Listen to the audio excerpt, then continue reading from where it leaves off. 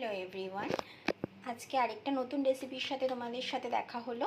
তো আজ করবো একদম চিকেন কষা, একদম কষা কষা করে রাখবো। আজকে কোনো আলু দেবো না এর মধ্যে। আমি 7 পিস মতন চিকেন আছে এর মধ্যে। আর দেখো আমি গরম মশলাগুলো গুঁড়ো গুঁড়ো মশলাগুলো কীভাবে নিয়েছি। এখানে নিয়েছি জিরের গুঁড়ো, ধনের গুঁড়ো, লঙ্কা গুঁড়ো, হলুদ, সামান্য একটু চিনি আর নুনটা আমি স্বাদ মতন দেবো। আর এখানে আমি টমেটো কুচি করে রেখেছি আর 1 বাটি মতন পেঁয়াজ কুচি করে রেখে দিয়েছি। তো চলো কীভাবে তৈরি করি দেখাই। কড়াই বসিয়ে দিয়েছি, গ্যাস এখনো ধরানো হয়নি, গ্যাস ধরিয়ে দিলাম। কড়াইতে সর্ষের তেল দিয়ে দিলাম। আমি চিকেনটা সর্ষের তেলেই ব্যবহার করি। দেখো তেল দিয়ে দিয়েছি। দেখো তেল আমার গরম হয়ে গিয়েছে। আমি এখানে কিছু গোটা গরম মশলা ছেড়ে দেব, যেমন তেজপাতা দেব, একটা শুকনো লঙ্কা দেব, আর দেখো জিরে, দারচিনি, লবঙ্গ আর এলাচ। এলাচটাকে ফাটিয়ে দিতে হবে, না তো চোখে মুখে ছিটে আসবে।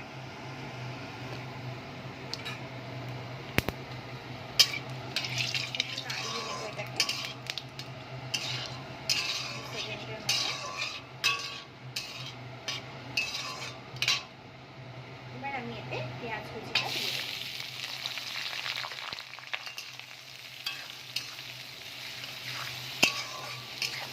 পেঁয়াজ কুচিটা একটু গোল্ডেন ব্রাউন করে ভেজে নেবো। দেখো পেঁয়াজটা একটু একটু মজে এসছে। আমি এর মধ্যে আদা রসুনের পেস্ট দিয়ে দিলাম। এবার আমি এটাকে নাড়িয়ে নেবো ভালো করে। মেশানো হয়ে গেছে। এবার আমি যে গুঁড়ো মশলাগুলো নিয়েছিলাম সেগুলো একটু জল দিয়ে আমি পেস্ট বানিয়ে রেখেছি, পেস্টটা এখন দিয়ে দেবো।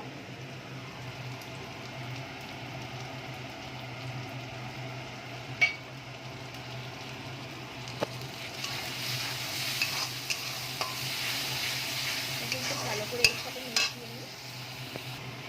পেস্টের সঙ্গে ভালো করে কষিয়ে নিলাম। এবার আমি টমেটোটা দিয়ে দেবো।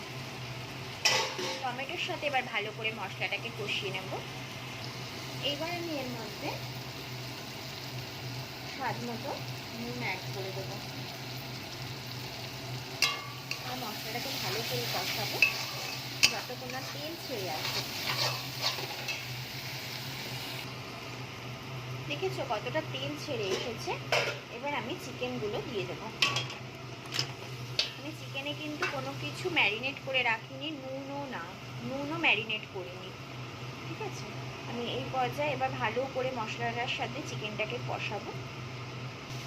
আমি ভালো করে মশলার সাথে মিশিয়ে নিয়েছি চিকেনটাকে। এবার আমি ঢাকা দিয়ে দেব আর গ্যাসের ফ্লেমটা সিমে করে দেব। ফিরে আসলাম 5 মিনিট পরে। ঢাকাটা খুললাম। এবার একটু ভালো করে নাড়িয়ে নেব। দেখো নাড়িয়ে নিয়েছি। আবার আমি ঢেকে দেব। কতটা জল বেরিয়েছে ঢেকে ঢেকে করছি বলে। আমি আর কোনো জল ইউজ করব না এর মধ্যে, এই জলেই মাংসটা সেদ্ধ হয়ে যাবে। আবার আমি ঢেকে দেব, পুরো ঢেকেই রান্নাটা করব। আবার আমি ঢেকে দেব, ঢেকে আবার 5 মিনিট পরে এসে একটু নাড়িয়ে দেব। আসলাম 5 মিনিট পরে। দেখো যেমন তেল বেরিয়েছে তেমনি ওই জলের মধ্যেই মাংস থেকে যে জলটা বেরিয়েছে ওই জলেই পুরোটা সেদ্ধ হচ্ছে। আমি নুন ঝাল সব টেস্ট করে নিয়েছি। এবার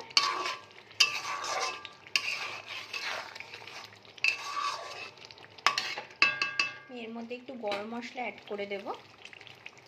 দেখো এর মধ্যে একটু গরম মশলা অ্যাড করে দিয়েছি।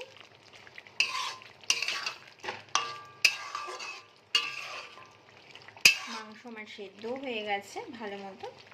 এবার আমি এটাকে আরও 5 মিনিট ঢেকে রান্না করব, তারপরে নামিয়ে নেব। ফিরে আসলাম 5 মিনিট পরে। দেখো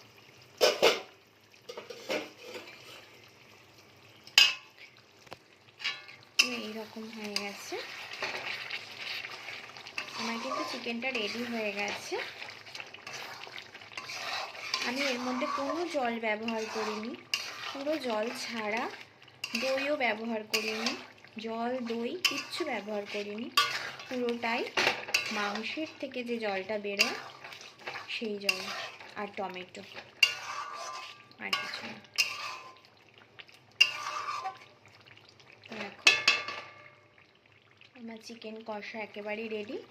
আমি একটু ফ্লেমটাকে বাড়িয়ে দেব, বাড়িয়ে দিয়ে তারপরে নামিয়ে দেবো।